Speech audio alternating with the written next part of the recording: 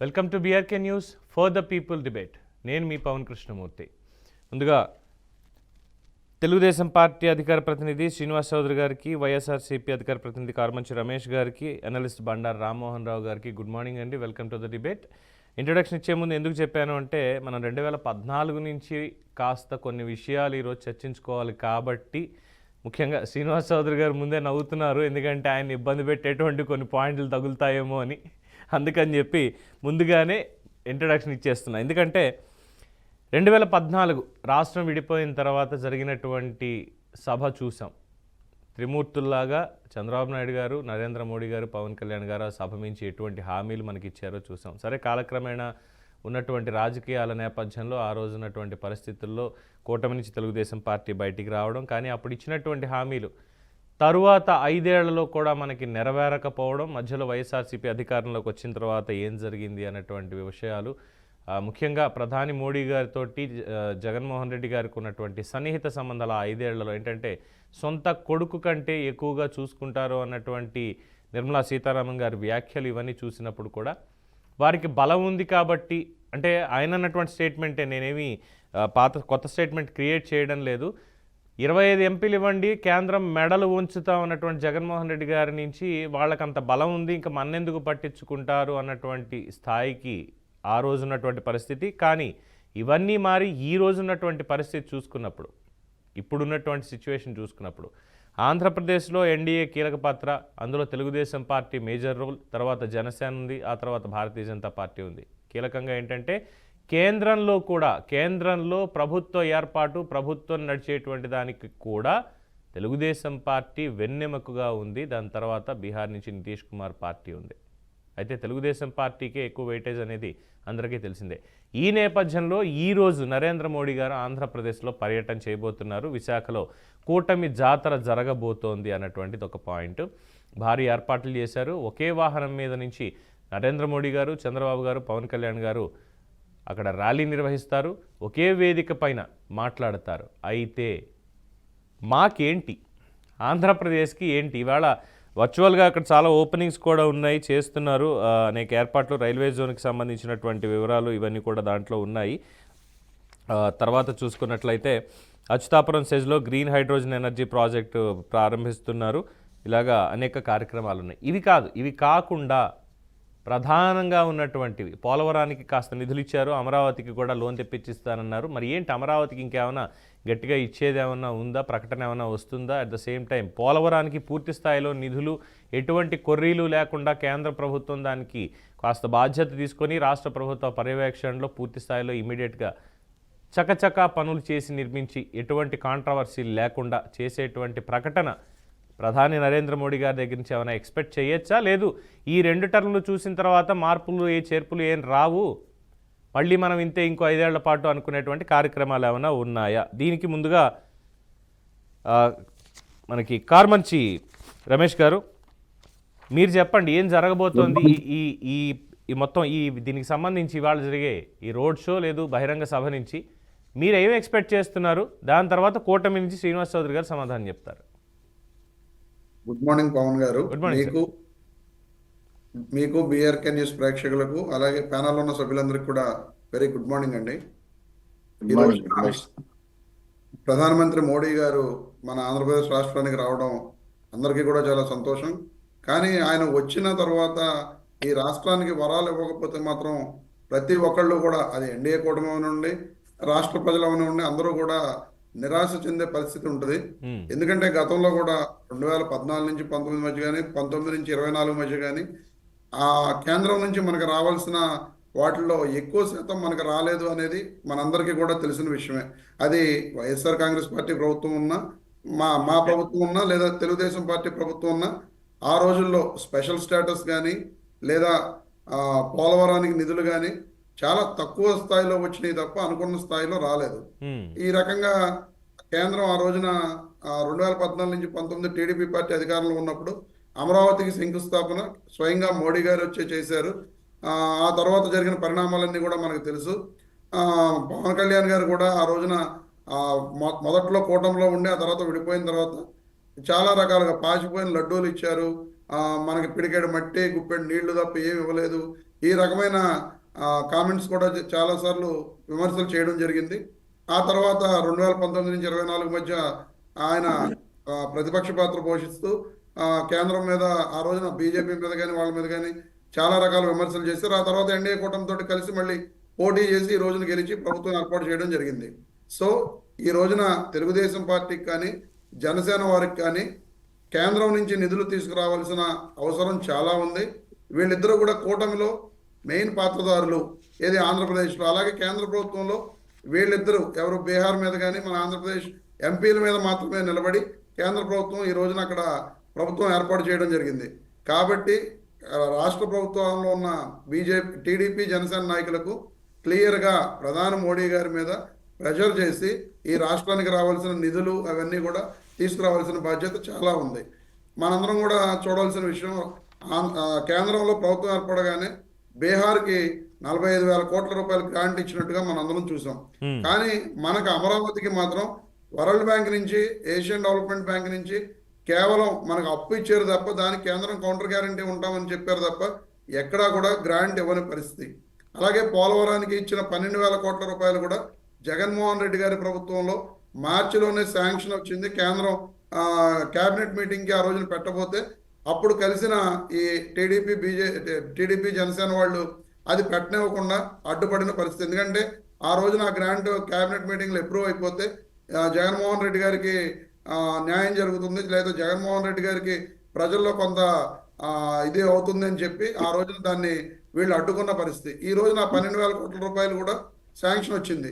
ఈ రోజున ప్రధానమంత్రి మోడీ గారు శంకుస్థాపన చేయబోతున్న గ్రీన్ హైడ్రోజన్ హబ్ కానీ, లేదా బల్క్ డ్రగ్ పార్క్ కానీ, రైల్వే జోన్ కానీ జగన్మోహన్ రెడ్డి గారి ప్రభుత్వంలో వచ్చిన శాంక్షన్సే తప్ప తెలుగుదేశం కూటమి ప్రభుత్వం తీసుకొచ్చిన కొత్త శాంక్షన్స్ అయితే కాదు.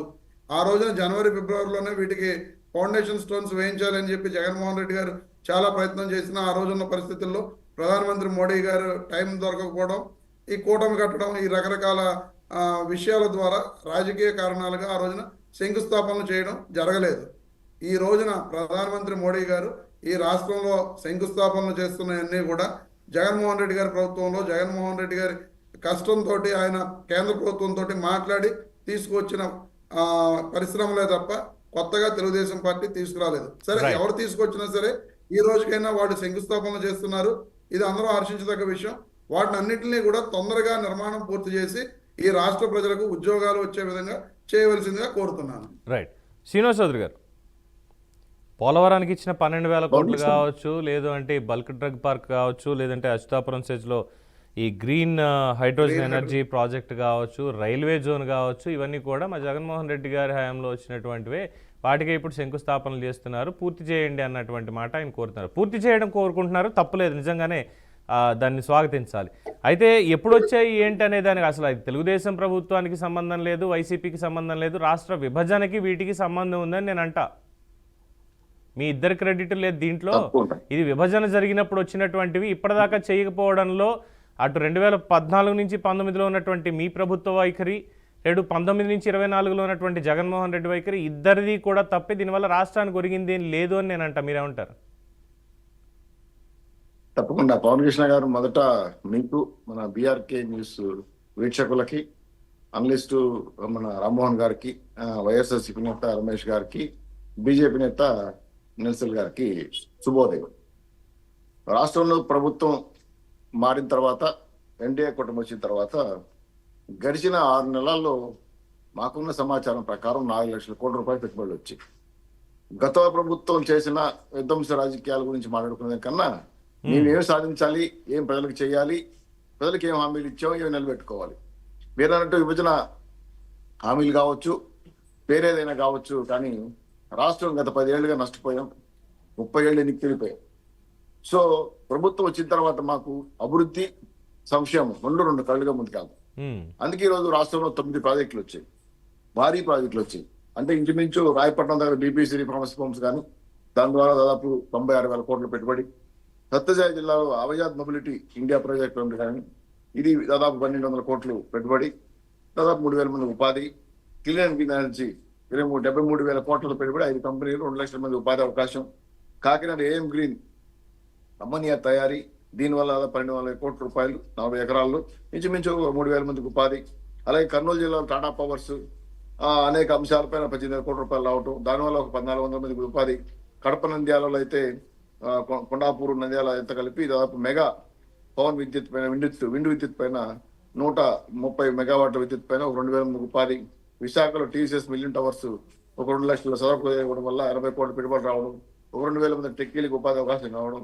రిలయన్స్ ఇండస్ట్రీస్ బయోగ్రాఫ్ ప్లాంట్ వల్ల 65,000 కోట్ల రూపాయలు పెట్టుబడి రావడం, దాదాపు 5 లక్షల ఎకరాల్లో ఈ సోలార్ సిస్టమ్ పెట్టడం వల్ల ఇంచుమించు ఒక 5,000 మందికి ఉపాధి అవకాశాలు రావడం ఈ పెట్టుబడిలో భాగం.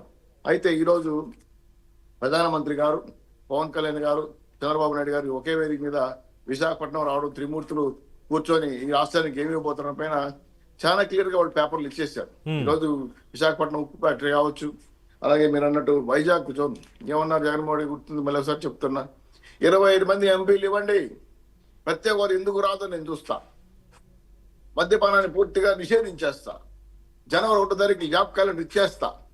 ఇలాంటి హామీలని మనం మర్చిపోతే ఎట్లా? మీరు 5 ఏళ్ళు ఇచ్చినా ఈకపోయినా మీరేం చేయలే, కనీసం రాష్ట్రానికి రావాల్సిన రూపాయి కూడా పట్టించుకోవాలా. ఈరోజు నేను కుటుంబ తర్వాత వచ్చిన తర్వాత ఇవన్నీ మా ప్రతిభ అని చెప్పుకుంటే మేమేం చేయలేం, జనాలు కూడా చూస్తున్నారు అది ఎవరు ప్రతిభ అనేది. కాబట్టి రాష్ట్ర అభివృద్ధి సంక్షేమంతో పాటు పెట్టుబడులు రావడం పైన, ఈరోజు పెట్టుబడిదారులు కూడా నమ్మకం కల్పించడం పైన కూటమి ప్రభుత్వం నిజంగా నమ్మకాన్ని ఇచ్చింది. అందుకే ఈరోజు పెద్ద ఎత్తున విశాఖ స్టీల్ ప్లాంట్ కాడ నుంచి, ఈ వైజాగ్ జోన్ కాడ నుంచి, అమరావతి పోలవరం కాడ నుంచి పరుగులు పెడుతున్నాయి. వాయువేగంలో పరిగెడుతున్న అభివృద్ధి కార్యక్రమాలు చూసి కూడా ఇంకా జరగలేదంటే ఇంక మేము దానికి ఆన్సర్ కూడా చేయలేము. ఎందుకంటే ఇప్పటికే క్వార్టర్స్ కానీ, ఎమ్మెల్యే క్వార్టర్స్ కానీ, జడ్జెస్ క్వార్టర్స్ కానీ వర్కౌట్ జరిగిపోయి కేటాయింపులు కూడా వెళ్తాం అమరావతిలో. అలాగే నవనగర నిర్మాణానికి అన్ని వర్క్లు కూడా జరిగిపోతున్నాయి. పోలవరం పైన రిటర్నింగ్ కాకుండా మళ్ళీ టెండరింగ్ ఇచ్చి వర్క్ స్టార్ట్ చేయమని మొదలు పెట్టారు. వైజాగ్ లో జోన్ కి బిల్డింగ్ కట్టి దానికి శంకుస్థాపన చేయబోతున్నారు, 11 అంతస్తులు 49 కోట్ల రూపాయలతో. ఇలా అన్ని కూడా ప్రతి ఒక్క పాయింట్ లోనూ అభివృద్ధి సంక్షేమం తీసుకెళ్తుంటే ఇవన్నీ కూడా ప్రజలకు అందాల్సిన ఫలాలతో పాటు మీరు ఒక అంశం నాకు ముందు పెట్టారు, రాష్ట్ర విభజన అంశాలు. అనేక అంశాలు ఉన్నాయి, ఒకటి కాదు. నెంబర్ 1920 యాక్ట్ ప్రకారం అయితే చాలా అంశాలు రాష్ట్ర విభజన చేయాల్సిన అవసరం ఉంది. ఎన్ని చేసినా రాష్ట్రాన్ని ఇంకా చేయలేకపోతున్నాం అనే విషయాన్ని, ఎందుకంటే 100కి 100 ఎవరిని సాటిస్ఫై చేయలేరు. అట్లీస్ట్ 80% చేయగలిగితే మేము సక్సెస్ అయినట్టు లెక్క. కానీ గత ప్రభుత్వం కొన్ని 100 సార్లు ఢిల్లీకి ప్రయాణం చేశారు జగన్మోహన్ గారు. ఏ ఒక్కరోజైనా 1 రూపాయి తీసుకొచ్చాం, ఇది మాకు ఇచ్చారు అని చెప్పి సంఘటన లేదు.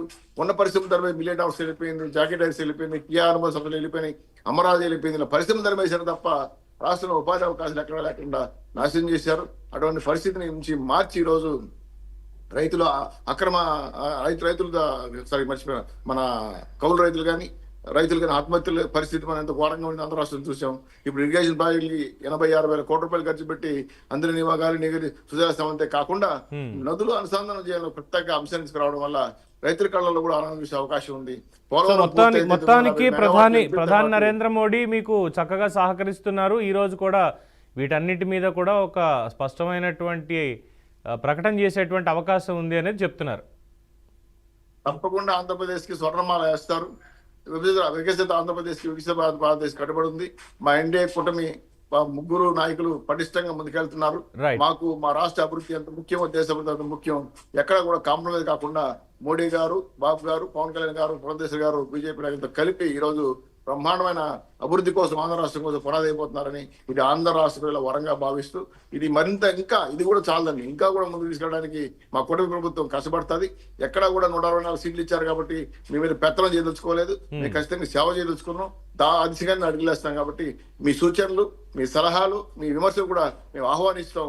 41 నోటీసులు లేవు, జీవో నెంబర్ 1 లేదు, మీడియాపై నిషేధాలు లేవు, హౌస్ అరెస్టులు లేవు, ప్రజాస్వామ్య పద్ధతిలో పౌర హక్కులు మానవులు కాపాడుకుంటూ రాష్ట్ర అభివృద్ధి ధ్యేయంగా ముందుకు.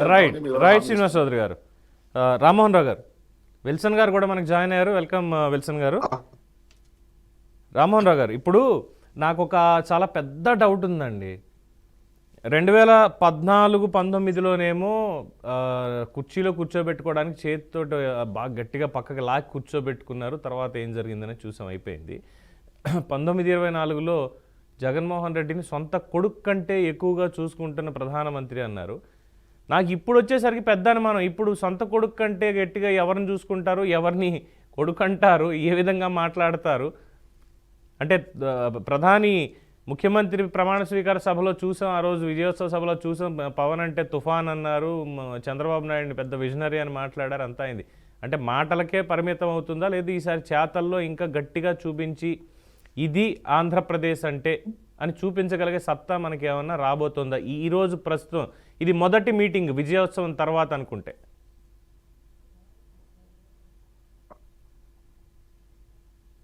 రామన్ గారు, మీకు అట్లాగే బీఆర్కే న్యూస్ ప్రేక్షకులకు, రమేష్ గారికి, అట్లాగే శ్రీనివాస్ చౌదరి గారికి, విల్సన్ గారికి అందరికీ నమస్కారం.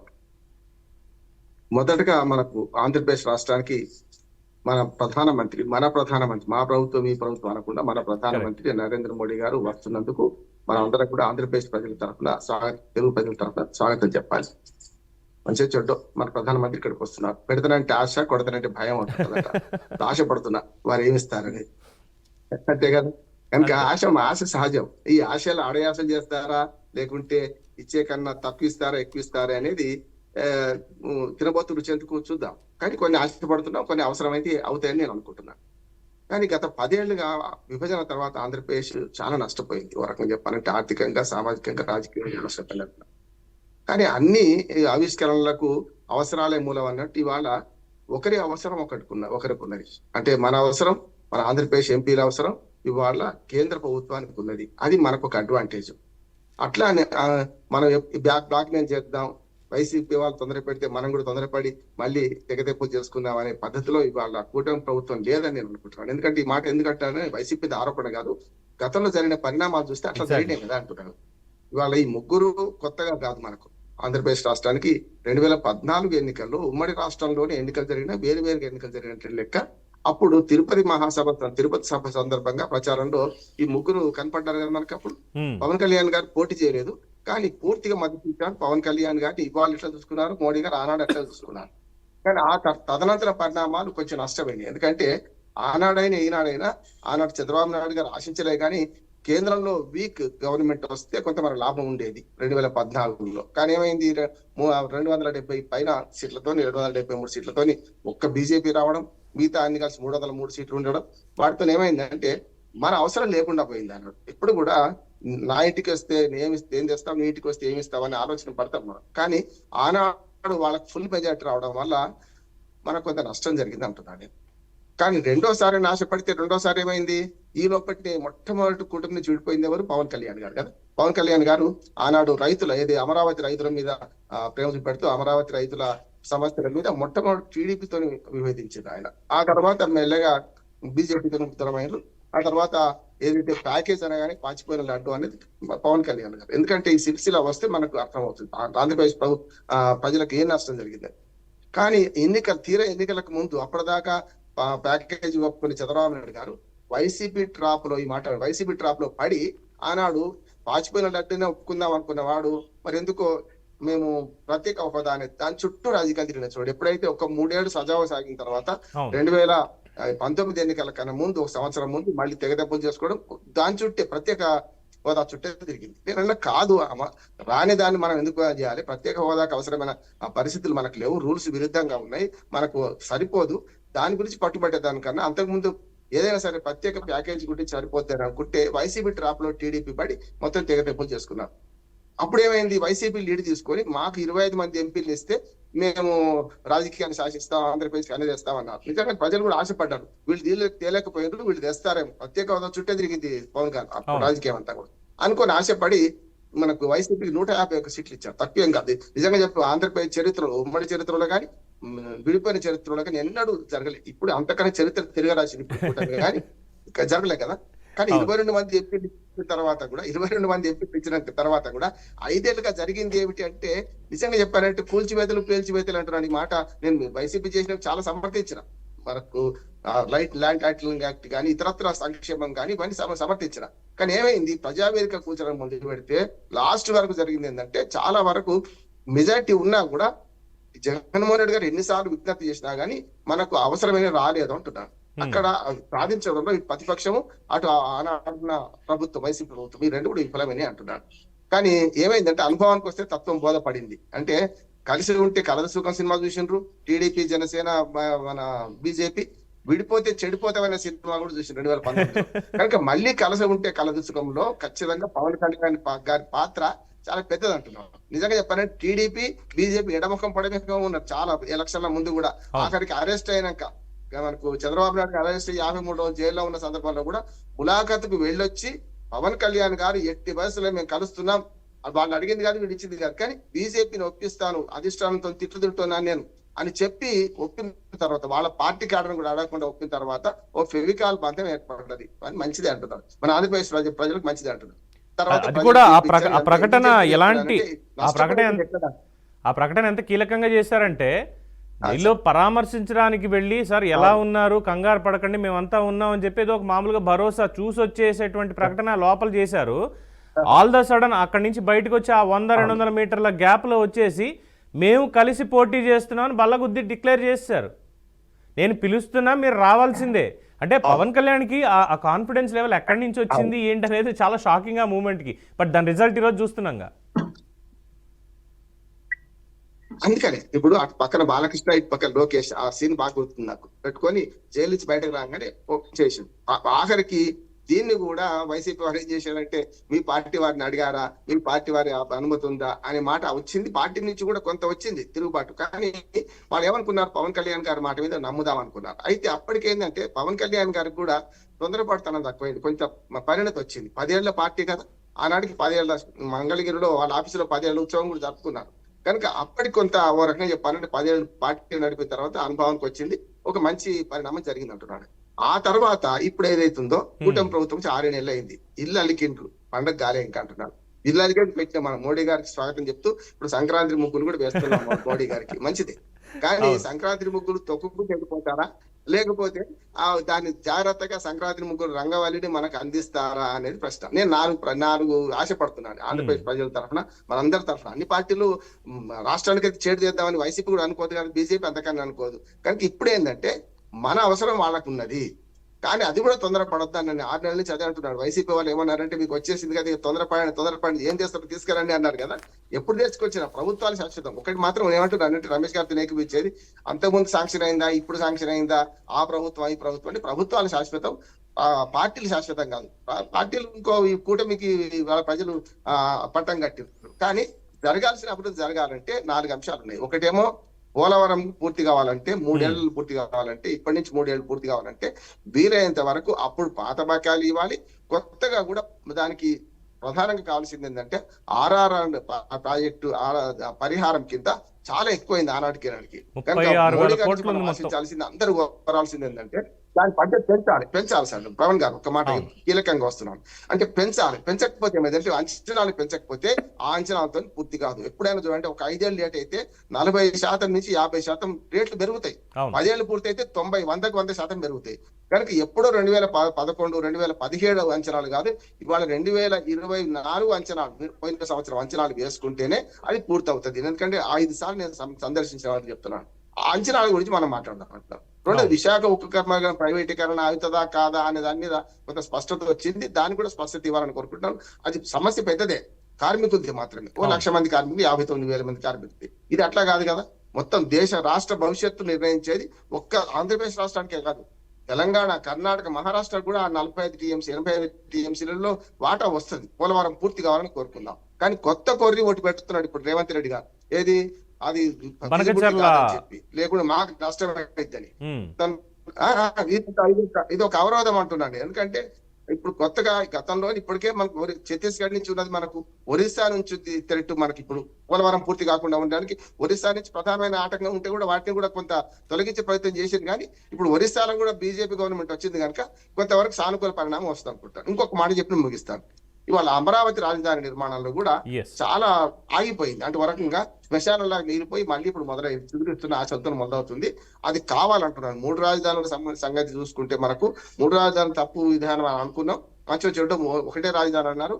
బీజేపీ ఆ మధ్యన పిల్లి మొక్కలు వేసింది అంటున్నాను. ఎందుకంటే కోర్టులో కేసు వచ్చినప్పుడు రాష్ట్రాలు ఇష్టం అని అనడం, ఇవాళ మొత్తం 3 రాజధానులు ఒకటే అంటున్నారు. కానీ ఆనాడు కాకినాడ తీర్మానం తెలంగాణ గురించి ఎట్లా ఉన్నదో మొన్నటి దాకా కూడా ఒక అంబిగ్విటీ ఏంటంటే కర్నూలు న్యాయ రాజధాని, కానీ 2 మాత్రం ఇక్కడ ఉండాలని బీజేపీ అన్నది. కర్నూలుకు హామీ ఇచ్చింది, కనుక ఇప్పుడు ఈ మునుగు ప్రకారం నడుస్తుంది అనుకుంటున్నాను. మొన్న పవర్ ప్లాంట్ ఫౌండేషన్ చూసిన తర్వాత లక్ష్యం పెట్టుకోవడం తప్పు కాదు. ఇప్పుడు చంద్రబాబు నాయుడు గారిని మనం విమర్శిస్తుంటామంటే ఆయన 2020 అనేది బాగా నవీనం, కరెక్ట్ గా అనుకుంటున్నాం. 2020 ఆంధ్రప్రదేశ్ మన అభివృద్ధి గురించి. ఇవాళ 2050 అంటున్నారు, 2047 అంటున్నారు అనుకోండి.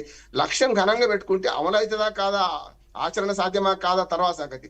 లక్ష్యం ఘనంగా పెట్టుకోకుంటే మనం అడుగులు ముందుకు వేయలేం కదా. ఇప్పుడు మన ప్రయాణం మొదలుపెట్టేప్పుడే ఒక 200 కిలోమీటర్లు పోతే మనం మొదలుపెట్టి 150 కాడ ఆగితే నష్టం లేదు. కానీ మొదలుపెట్టేప్పుడు 100 కిలోమీటర్లు అంటే 100 కిలోమీటర్లు పోగానే అయిపోతాం మనం. ఆ తర్వాత పోవడానికి అశక్తులం అవుతాం. అందుకని విజయం పెట్టుకుంది మంచిది ఉన్నది. ఇవాళ స్వర్ణాంధ్రప్రదేశ్ ఏమైనా సరే ఆ రాజధాని నిర్మాణము, దాంతో పాటు ఈ పోలవరం నిర్మాణం కీలకమైన. అట్లాగే పోర్టుల నిర్మాణం కూడా 975 కిలోమీటర్ల మన సముద్ర తీరం ఉంది. ఆ విషయంలో కూడా రామాయపట్నం పోర్టు కానీ వీటిని అభివృద్ధి చేయాల్సిన అవసరం ఉంది. మచిలీపట్నం పోర్టు కూడా వెనకటి ఎప్పుడో నిజాం కాలంలో మచిలీపట్నం నిజాంపట్నం అంతా మనకు తెలంగాణ అప్పటి నిజాం పాలకుల కింద ఉండేది. ఇవాళ మనకు దానికి మంచి అవకాశం అని నేను అంటున్నాను.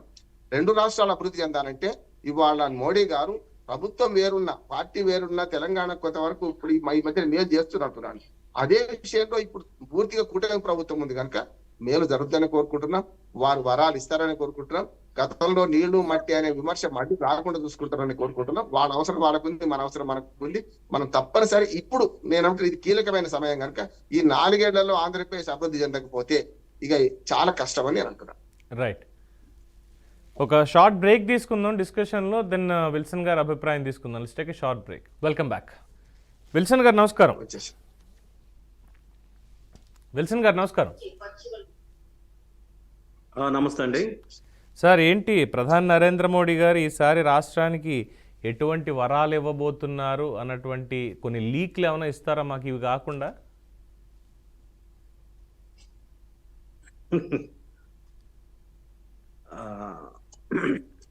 గుడ్ మార్నింగ్ అండి. మీకు ప్యానల్లో ఉన్న మిత్రులు పెద్దలందరూ కూడా నమస్కారం. నేను చెప్పాలనుకునేన్ని మన టీడీపీ నాయకులు చెప్పేశారు. మనకి ప్రధానమంత్రి గారు వస్తూ ఏమి చేస్తున్నారు అనేది అంతకుముందు మేము ప్లాన్ చేశాము, ఇప్పుడు అమలు అవుతున్నాయని వైసీపీ నాయకులు చెప్పారు. రామ్మోహన్ గారు ఇంకొంచెం ముందుకెళ్ళి ఇంకా ఏమి కావాలని కోరుకోవడంలో తప్పులేదు. కాబట్టి 2,02.8 లక్షల కోట్లతో ఒక రాష్ట్రానికి ఇంత పెద్ద స్థాయిలో నిధులు పంపిణీ చేయాలనుకోవడం, వివిధ ప్రాజెక్టులు లాంచ్ చేయాలనుకోవడం నాకు తెలిసి చాలా అరుదైన విషయం. అయితే ఆంధ్రప్రదేశ్ పైన అవాజ్యం అనురాగం ఎందుకుందంటే ఆయన మొదటి నుంచి చెప్పారు, రాష్ట్రం విడిపోయిన తర్వాత విడిపోయిన రాష్ట్రంలో ఆంధ్రప్రదేశ్ నష్టపోతుందని చెప్పని మోడీ గారు అంతకుముందే చెప్పారు. ఆయనకు ఒక బలమైన భావోద్వేగం ఉంది ఆంధ్రప్రదేశ్ మీద. దానికి కారణం ఏంటంటే మేము ప్రభుత్వంలోకి వచ్చాము లేదని పక్కన పెడితే ఈ విడిపోయిన విధానంలో ఆంధ్రప్రదేశ్ ప్రజలు నష్టపోయారు అనేది స్పష్టంగా తెలుస్తాము. హైదరాబాద్ కోల్పోయాము, దాదాపు అక్కడి నుంచి ఇన్కమ్ మాకు 50% రావాలనే డిమాండ్ ఆ రోజు ఉండింది. ఆ రోజు సిఓపి గడ చెప్పినా కానీ అది చేయలేదు.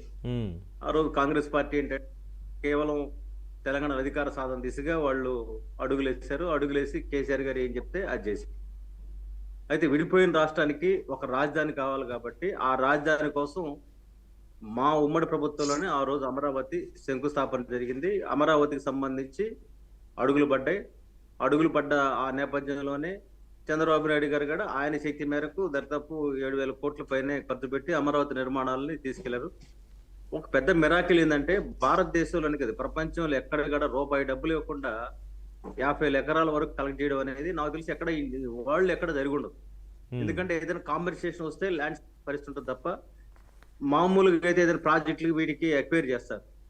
కానీ ఒక కొత్త రాజధానికి ఇన్ని వేల ఎకరాలు ఇవ్వడం అంటే దాని ఉద్దేశం ఏంటంటే మాకు వరల్డ్ క్లాస్ క్యాపిటల్ కావాలి అనే ఒక భావోద్వేగం ఒకటైతే, హైదరాబాద్కు దీటే నగరం నిర్మించుకోవాలన్న ఒక బలమైన కాంక్ష వల్ల అమరావతికి ఆ రోజు ప్రజలు అంత నిధులు ఇచ్చారు.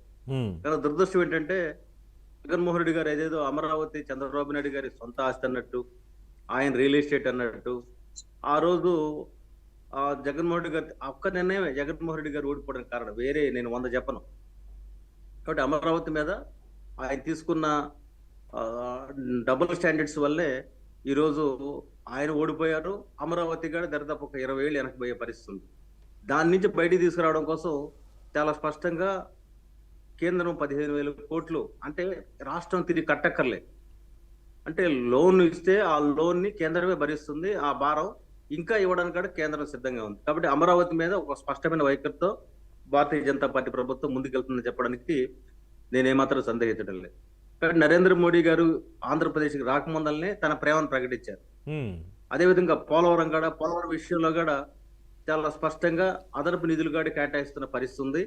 దాన్ని ఏదైతే కోరుకున్నారో ఎత్తు పెంచకుండానే పోలవరం పూర్తి చేయడానికి మనం ప్రాధాన్యత ఇచ్చే కార్యక్రమం ఒకటి చేస్తున్నాం. ఎత్తు పెంచకుండానా ఎత్తు తగ్గించకుండానా? మళ్ళీ దాని మీద వివాదాలు వచ్చేస్తాయి సార్. ఎత్తు తగ్గించకుండా బ్యారేజ్ కాదు, డ్యామ్ ఎత్తు తగ్గించకుండా అంటే ఏదైతే ఎంతమంది రీఓపీ ఉందో దానికి అనుబంధంగానే అంతకుముందు చంద్రబాబు నాయుడు గారు ఏదైతే బ్లూ ప్రింట్ ఇచ్చారో దానికి అనుకూలంగా నిర్ణయాలు తీసుకోవడం జరుగుతుందని షకాయత్ గారు చెప్పారు. అది ఇంప్లిమెంటేషన్ లో కూడా వెళ్తాం, అందులో సందేహం లేదు. ఇక్కడ గమనించాల్సింది ఏంటంటే ఆంధ్రప్రదేశ్ ప్రజల మీద ప్రేమ ఉన్నట్టు సోనియా గాంధీ చెప్తూనే మరి ఆ రోజు కేసీఆర్ వేసిన కేసుల్ని ఈ రోజు కాంగ్రెస్ పార్టీ ఎత్తేయడాల. ఇతర రాష్ట్రాల నుంచి సరిహద్దు సమస్యలు వస్తే సరిహద్దు సమస్యలు పరిష్కరించి పోలవరం మోడీవరం మేం చెప్పుకుంటున్నాం గొప్పగా. పోలవరం అనేది సిడబ్ల్యూసీలో పెట్టామని చెప్పి కాంగ్రెస్ పార్టీ చెప్పుకుంటుంది. చెప్పుకున్నప్పుడు ఏం చేయాలా? ఆ పోలవరానికి అడ్డంకులు లేకుండా చేయాలి. ఒకరిని ఎవరన్నా భోజనానికి అన్నం పిలిచినప్పుడు ఏం చేస్తాం మనం? మన రెడ్ కార్పెట్ వేసి పిలిచి వాళ్ళకి మంచి భోజనం పెడతాం. కానీ భోజనం రమ్మని చెప్తూనే దారంతా ముళ్ళు భరిస్తే ఎలా వస్తాడు అతని భోజనానికి? కాంగ్రెస్ పార్టీ కుటిల రాజకీయాన్ని ఎవరు రాజకీయం రాజకీయం వేరండి. మానవత ఒకటి ఉంటుంది మనిషికి. వేరే హ్యూమన్ బీయింగ్స్, మనం జంతువులం కాదు. కరెక్టే సార్. ఎందుకంటే ఇప్పుడు పోలవరం అన్న ఇష్యూ వచ్చింది కాబట్టి నేను ఈ మాట తీసుకురావాల్సి వస్తుంది. అంటే ఇది కాంగ్రెస్ పార్టీ గురించి ఇంకో దాని గురించి నేను ఎవరికి సపోర్ట్ చేయట్లేదు. అట్ ద సేమ్ టైం నేను ఎవరికి అనుకూలం కూడా కాదు. నేను రాష్ట్ర ప్రజలకి నేను మాట్లాడాల్సింది.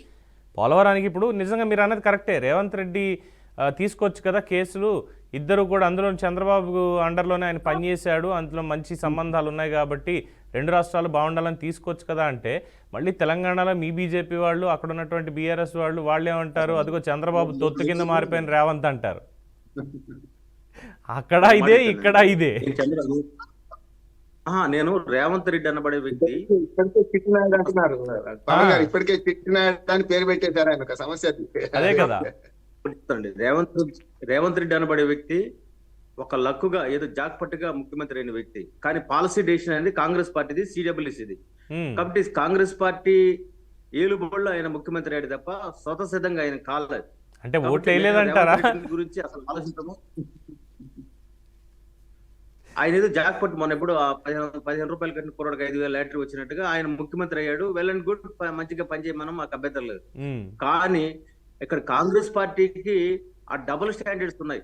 రాహుల్ గాంధీ గాని లేకపోతే అదేవిధంగా సోనియా గాంధీ గాని నోటితో నొసలు తిక్కిరిచ్చినట్టుగా ఆంధ్రప్రదేశ్ ప్రజలు అందుకే వాళ్ళని ఇంకా పాతరేస్తారు. లోపల ఇంకా ఎన్ని వీలైతే అన్ని అడ్డుగులు గొయ్యి లోపల పెడతారు కాంగ్రెస్ పార్టీ. ఇది ఎలా ఉందంటే ఇది ఎలా ఉందంటే నేను మిమ్మల్ని కొన్ని లీక్లు అడిగా సార్, మనకి ఆంధ్రప్రదేశ్కి ఏమైనా మోడీ గారు కొత్త వరాలు ఏమైనా ఇస్తారా అంటే మీరేమో కాంగ్రెస్ పార్టీ అంటున్నారు. ఇప్పుడు ఎలా ఉందంటే పరిస్థితి అంటే ఈ మాట నేను అనకపోతే నేను ఎవరికో బయాస్డ్గా మాట్లాడినట్టుగా అర్థం వస్తుంది. ఇక్కడ నేను మిమ్మల్ని కించపరచడం కాదు, అలానే వాళ్ళు ఎవరినో పొగడ్డం కూడా కాదు. మీ ఇద్దరు మిత్రులు కూడా పక్కనే ఉన్నారు. 14 నుంచి 19 దాకా ఉన్న శ్రీనివాస్ చౌదరి గారు టీడీపీ ఎన్డీఏ ఆ రోజు ఉన్నటువంటి వ్యక్తి ఇక్కడే ఉన్నారు. దాని పక్కనే 19 నుంచి 24 వరకు సొంత కొడుకు కంటే ఎక్కువైనటువంటి జగన్మోహన్ రెడ్డి ప్రతినిధి గారు ఇక్కడే ఉన్నారు. ఎటుపోయి వచ్చినా మీకు మాత్రం ఇబ్బంది లేదు, మీకు కావాల్సిన వాళ్ళందరూ పక్కనే ఉంటున్నారు. రాష్ట్రానికి మాత్రం మాకేం మిగలట్లేదు అన్నదే బాధ. నేను ఒక మాట ఇదండి, నేను రాజకీయాలు మాట్లాడలేదు. రామ్మోహన్ గారికి నేను సపోర్ట్ చేస్తూ మాడుతున్నా, ఆయన మాటల్ని కొనసాగిస్తున్నా. ముందుకు వెళ్ళాలంటే అడ్డంకులు లేకుండా చేయాల్సిన బాధ్యత కాంగ్రెస్ పార్టీది. ఆంధ్ర ప్రజల మీద ప్రేమ ఉంటుంది. ఎందుకంటే దుర్మార్గంగా చీల్చారు కదా వాళ్ళు. ఒక రాజధానికి నిర్మాణం చేయకుండా, పోలవరం కట్టకుండా, లేకపోతే ఎలాంటి సౌకర్యాలు కలపకుండా అనేక ప్రాజెక్టులు పెండింగ్ పెట్టి కేవలం ఏదో పేపర్ మీద రాసుకున్నట్టుగా రాసి ఇచ్చారు తప్ప ఇంప్లిమెంటేషన్ లేదు. భారతీయ జనతా పార్టీ ఉమ్మడి ప్రభుత్వంలోనే అమరావతి కావచ్చు, లేకపోతే ఇతరత్ర కావచ్చు జరిగాయి. బట్ ఇప్పటికే నేను విజ్ఞప్తి చేస్తున్నానంటే మీ ద్వారా కాంగ్రెస్ పార్టీ దుష్ట రాజకీయాలు పక్కన పెట్టి పోలవరానికి అడ్డంకులు లేకుండా కేసీఆర్ ఒక ఉమ్మడిగా ఆయన ఆ ప్రాంతాన్ని రెచ్చగొట్టుకొని రాజకీయం చేసిన వ్యక్తిగా ఆయన వ్యవహరిస్తే కరెక్టే, ఆయన ధోరణిలో ఆయన ఉండడం కరెక్ట్ అనుకోవచ్చు. కానీ ఇక్కడ నేషనల్ పార్టీ, కాంగ్రెస్ పార్టీ ఇక్కడ ఈరోజు ప్రతినిధి లేదు, కానీ Congress party national party, national outlook లో ఉండాలి. వాళ్ళు సిడబ్ల్యూసీలు తీసుకున్న నిర్ణయము, ఆ నిర్ణయాన్ని ఇంప్లిమెంటేషన్, ఇప్పుడు ఒకరిని భోజనం పెట్టాలనుకున్నప్పుడు ఇందాక నేను చెప్పినట్టుగా ముళ్ళు పరవకూడదు కదండి.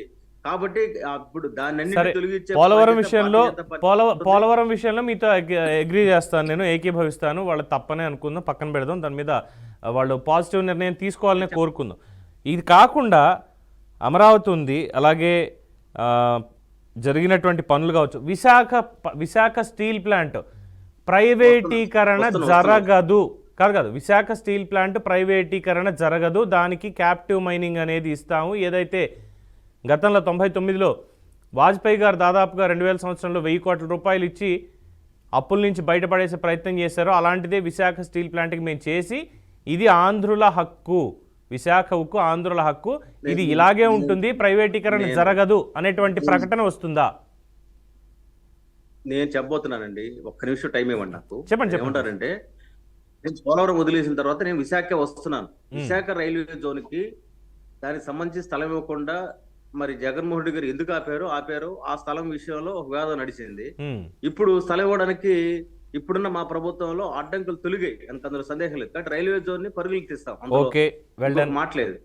అన్నట్టుగా అమరావతి విషయంలో కూడా 45 కేంద్ర సంస్థలు అక్కడ ఎస్టాబ్లిష్ చేయడానికి మార్గం సుగమం అయితే అది కట్టకుండా ఆపారు. కాబట్టి ఇప్పుడు వాళ్ళకంటే వాడికి ఇవ్వాల్సిన ల్యాండ్ కావచ్చు, వాళ్ళకి ఇవ్వాల్సిన ఫెసిలిటీస్ కాబట్టి ఇవ్వకుండా ఆపారు. కాబట్టి ఇప్పుడు ఆ అడ్డంకులు లేవు. కాబట్టి ఇప్పుడున్న ప్రభుత్వంలో అమరావతిని దేదీపాన్ని గెలగడం కోసం చేస్తాం.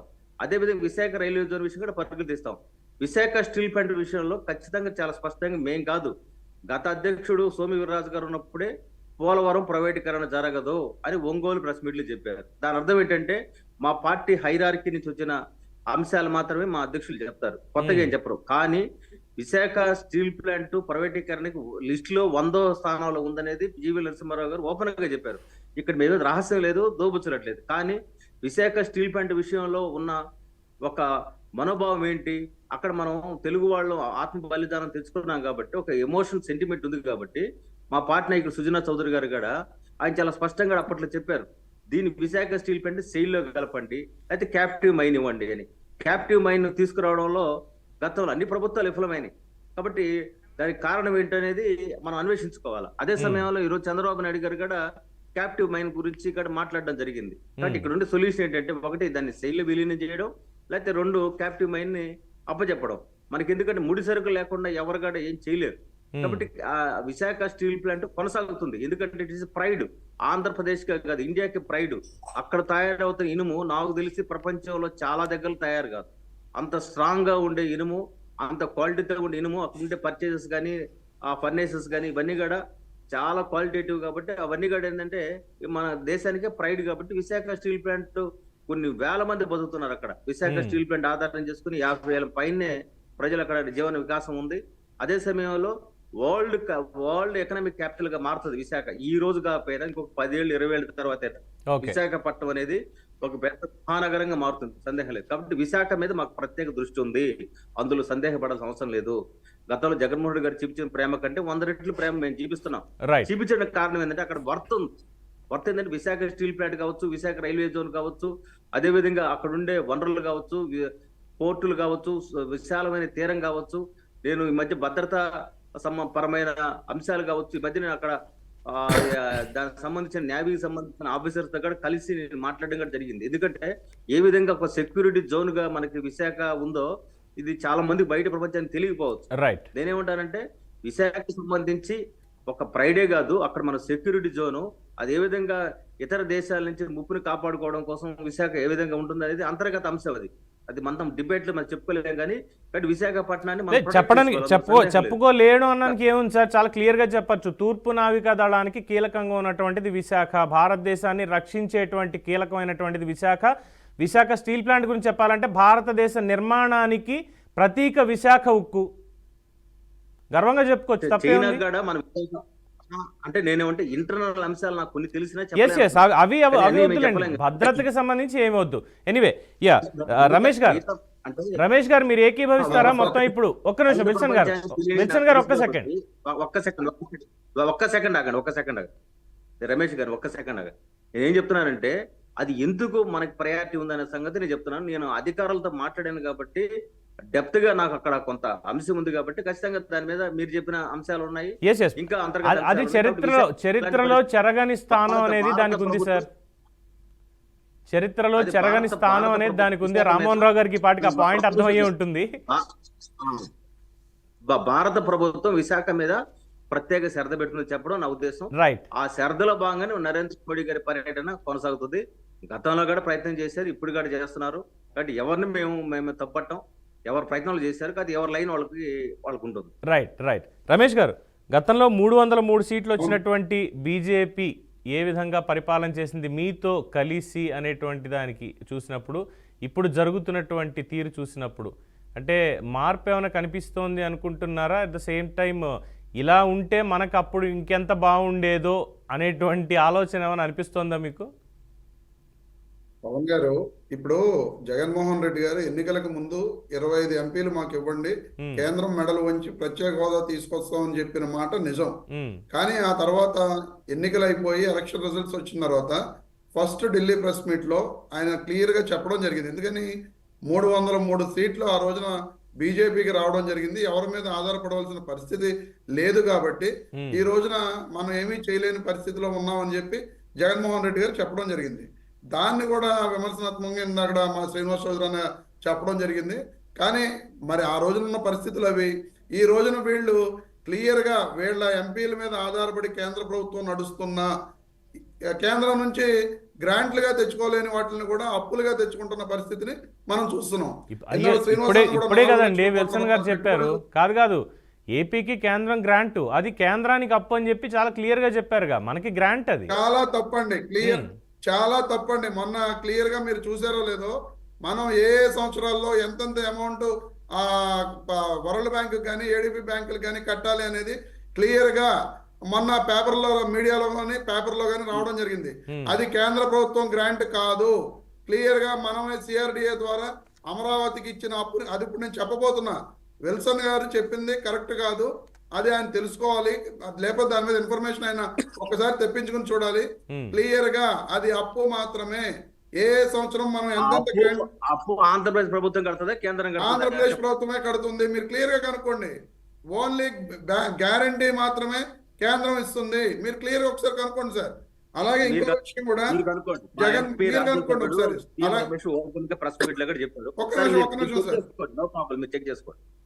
మీరు చెక్ చేయండి అని చెప్తున్నాను నేను. నెక్స్ట్ రైల్వే జోన్ కి జగన్మోహన్ రెడ్డి గారు స్థలం ఇవ్వలేదని చెప్పడం జరిగింది. జనవరి 2, 2024 క్లియర్ గా 52 ఎకరాలు జగన్మోహన్ రెడ్డి గారు ఇవ్వడం జరిగింది.